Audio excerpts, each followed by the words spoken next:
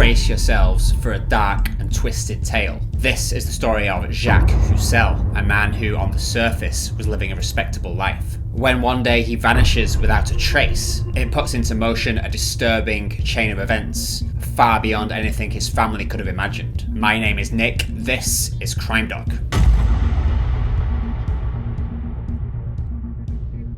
It's a chilly evening in November 2008. As the clock strikes 7:30 PM, Nicole Heusele, along with her two sons, Alban and Arnaud, eagerly awaits the return of her husband, Jacques. But as the minutes tick by, it becomes apparent that something is wrong. Jacques, a man known for his punctuality, has not returned home for dinner. The family wait nervously for the door to open, but it never does. She gets in her car and drives around town, hoping to find any clue of where her husband might be. She passes in front of his insurance agency. The office is lit up, but empty. She returns home distraught and makes calls to the local hospitals, hoping to find some sign of her husband, but her efforts prove fruitless. The next morning, she heads to the local police station to report her husband missing. However, as is often the case in these situations, the authorities don't seem particularly concerned. After all, he was a grown man. He had every right to take some time away from home. Jacques Heusele was a very private man. In fact, for years, he didn't allow his wife to visit him at work. Comment below already if you think this is suspect behaviour. Any question of infidelity is quickly dismissed by Nicole, convinced that could not be the reason for his sudden vanishing act. He was a man who lived by routine and never missed their family dinners, even if he was having an affair. Fobbed off by the police, she pays a visit to Jacques' workplace. He owns an insurance company and there she meets three of his work colleagues, equally surprised by his unexplained absence. Heusele was supposed to be joining them for a meeting as it came to light that the company was being audited. There was a significant deficit in their accounts, amounting to nearly €150,000.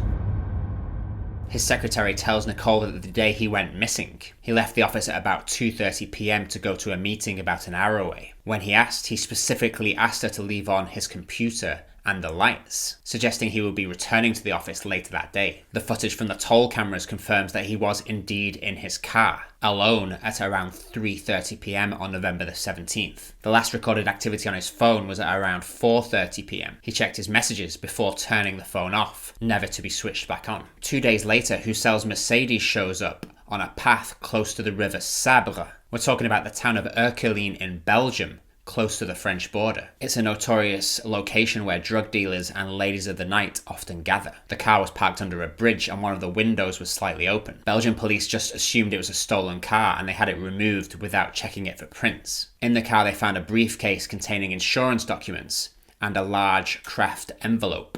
Empty. As the car's license plate was scanned and linked to the missing man, Nicole Heusele is notified and rushes to the scene. She immediately recognizes the Mercedes and her husband's belongings. It's the craft envelope that immediately catches her attention. According to her, he always used craft envelopes to carry cash, but this one was empty. So had he recently given money to someone, or had someone stolen it from him? Belgian police believe maybe that Heusele had taken his own life, so they check the riverbed, but to no avail. Weeks pass with no sign, and the Heusele family spend a miserable festive period, consumed by uncertainty and anxiety. Unfortunately for Nicole and the kids, the new year brings them nothing but bad news.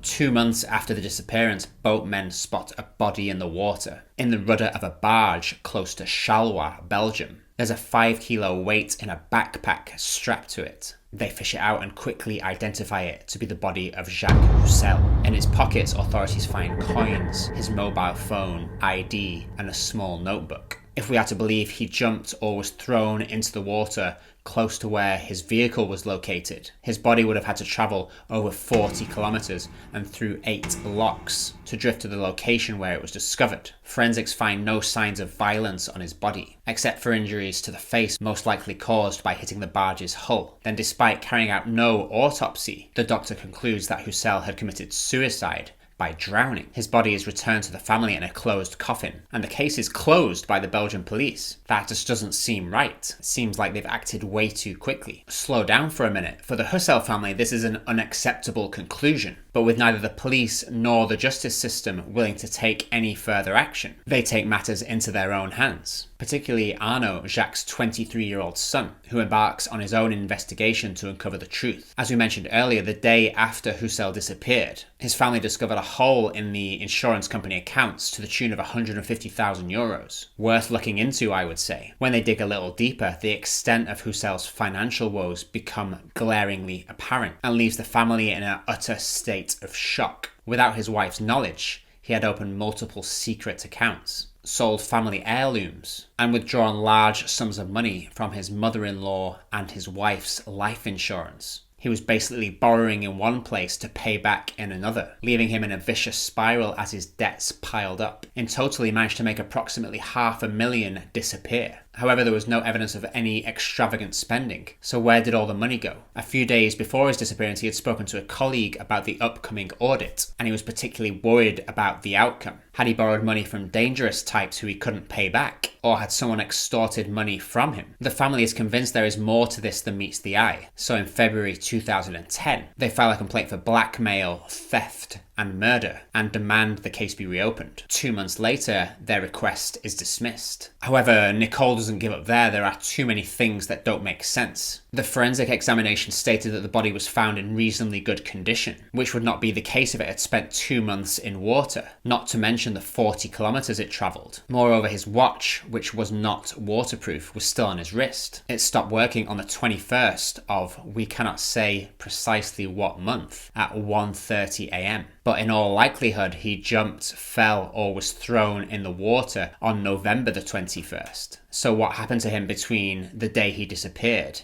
the 17th, and the moment his watch stopped? A small notebook was also recovered, leading to more questions and intrigue. Firstly, the page corresponding to the day that he disappeared had been ripped out, but by who and for what reason? 6 months after his death, they make another, more troubling discovery. On selling the insurance agency, the family receive a number of Heusele's personal belongings, amongst them more notebooks. Before being handed back, these books had been kept under lock and key in his office, and what they find inside would reveal a much darker side of the man that they thought they knew and loved. In the books, over 30 in total, are lists, which when put together leave little to the imagination. There are dates and names, lots of names, accompanied by words, many of them sexual in nature. Written next to the names are numbers. One could assume ages, some well under the legal age of consent. It would appear Heusele could have been involved in some kind of illegal grooming network. Shocked by what they have uncovered, the family are determined to find the truth, and in 2011 they obtained permission to exhume his body for an autopsy. The results back up their suspicions. While it was found that he had inhaled water, there was only a small amount of diatoms in his lungs. Therefore, they were unable to conclude he had drowned. This report just added to the numerous unanswered questions surrounding this case. How did he spend all the money?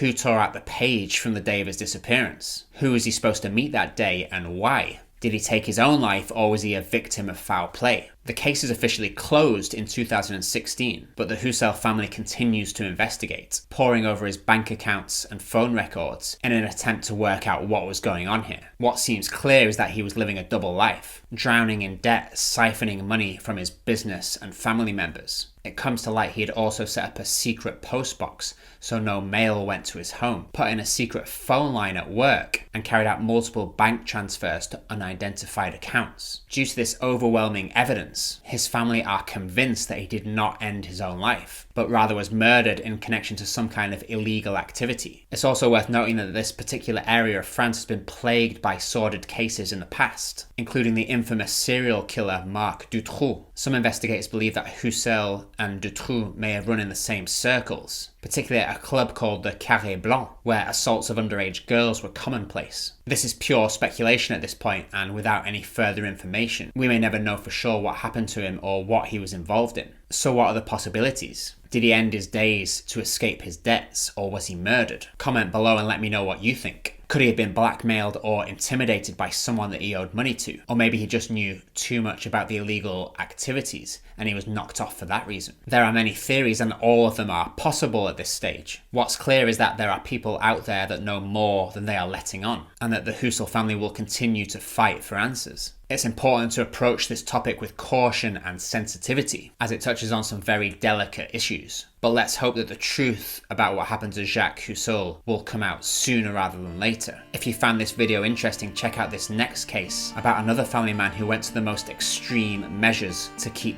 his double life alive. Until next time, it's been a pleasure. Subscribe if you enjoy, and we'll see you next time.